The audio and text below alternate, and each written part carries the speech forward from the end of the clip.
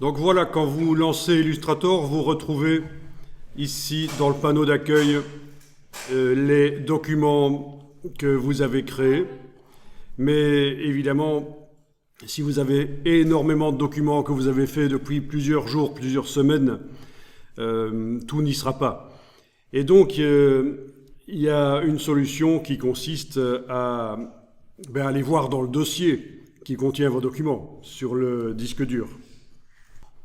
Donc, vous avez créé hier un dossier, enfin j'espère que vous n'avez pas enregistré tout sur le bureau sans mettre dans un dossier. On avait dit qu'il fallait créer un dossier.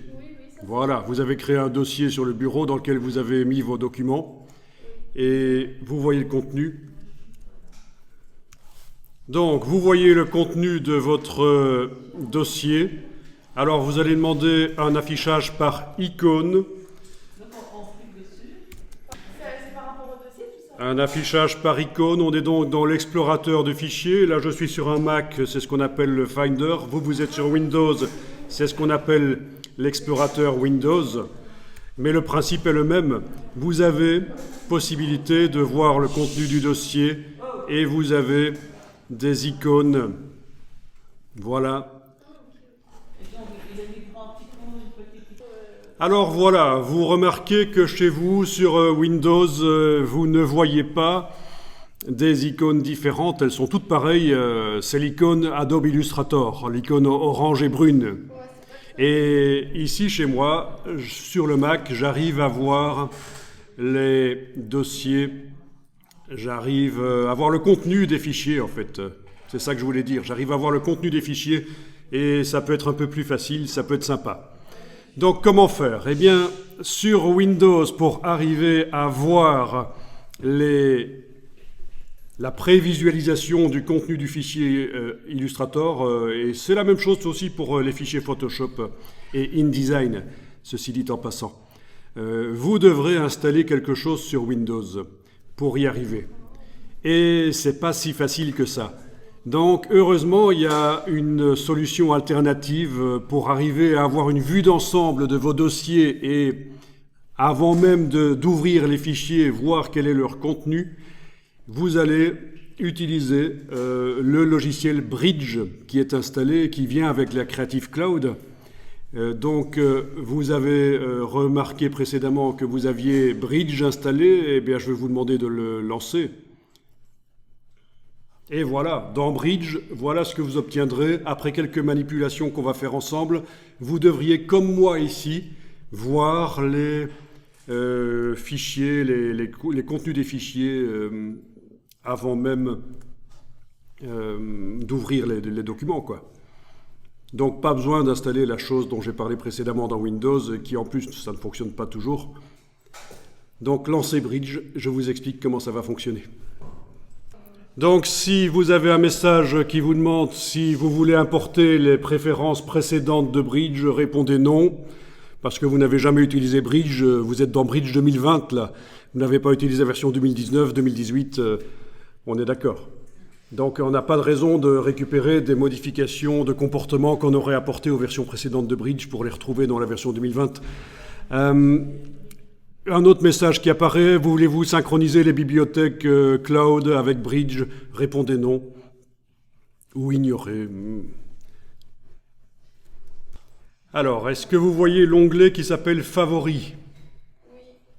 Oui. Activez l'onglet Favoris.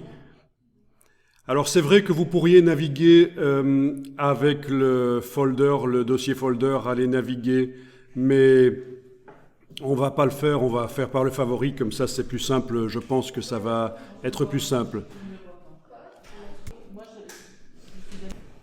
Alors voilà, vous allez devoir peut-être bouger l'application, vous voyez comment on l'a bougé.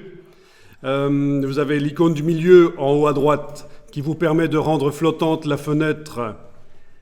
Et comme ça, vous pouvez la bouger. Et vous allez glisser votre dossier du bureau vers l'onglet favoris. Et vous obtiendrez ce que j'ai obtenu ici, c'est-à-dire mon dossier dans les favoris. Donc, icône en haut sur Windows, je veux dire. Icône en haut à droite, l'icône du milieu qui permet de rendre flottantes les fenêtres et de les bouger. et vous déplacez votre dossier du bureau vers le panneau favori. Donc, vous cliquez sur votre dossier, bien sûr, et au centre, ici, on va s'arranger pour voir les icônes. Est-ce que vous voyez directement les icônes? Oui. Super. Alors, si vous ne les voyez pas, si c'est une liste comme moi, quand j'ai essayé il y a 5 minutes, c'était une liste comme ceci qui était visible. Donc, dans ce cas-là, il faut demander menu affichage, enfin moi j'ai une version anglaise de Bridge ici, c'est View, je ne sais pas dans la version française comment ça s'appelle, affichage, afficher, quelque chose comme ça certainement. Et il faut demander en tant que vignette. Voilà.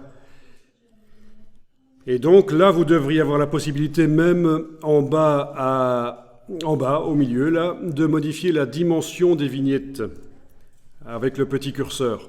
Donc c'est bien pratique sur Windows, qui ne vous montre normalement pas le contenu des fichiers avant de les ouvrir.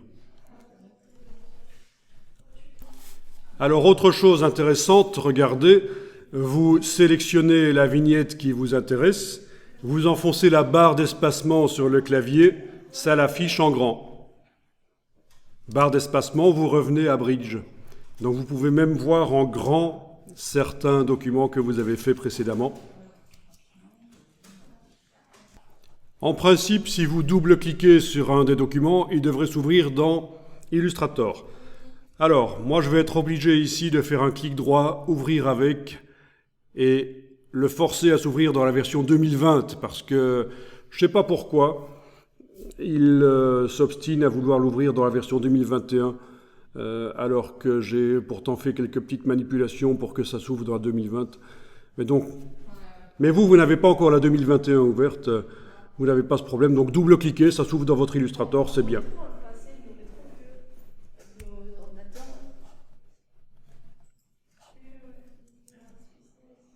Voilà, et je vous rappelle les quelques raccourcis très intéressants quand le document est ouvert dans Illustrator. Le double-clic sur la main dans la palette des outils pour que le document s'affiche en entier.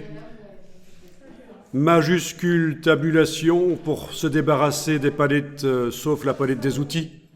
Voilà des choses qui sont intéressantes à se rappeler.